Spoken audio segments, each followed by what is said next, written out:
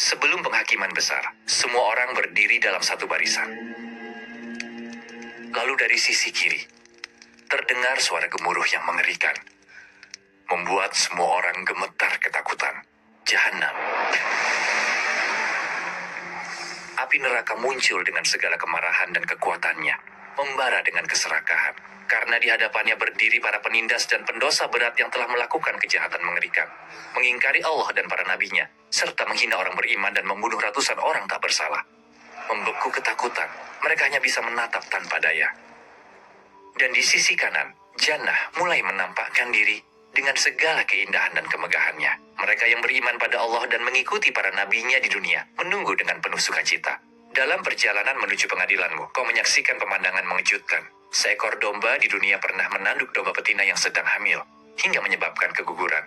Di hari itu, kedua domba itu dipertemukan untuk menegakkan keadilan. Kisos dijalankan, dan yang satu membalas yang lain.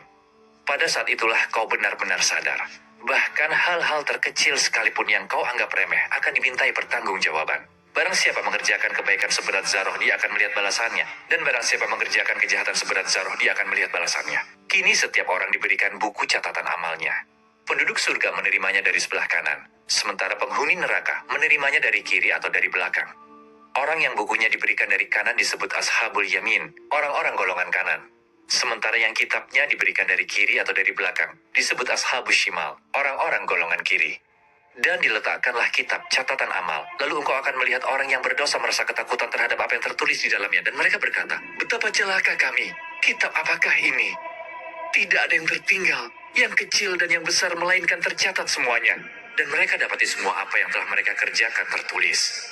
Dan Tuhanmu tidak menzolimi seorang pun.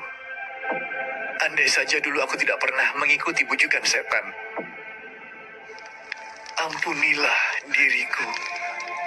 Berilah aku kesempatan lagi. Andai aku dulu tidak menuruti hawa nafsuku. Andai aku hanyalah debu. Adapun penduduk surga saat menerima buku catatan amalnya, Al-Quran menggambarkan mereka seperti ini. Adapun orang yang kitabnya diberikan di tangan kanannya, dia berkata, ambillah, bacalah kitabku ini. Aku yakin akan menerima perhitungan terhadap diriku.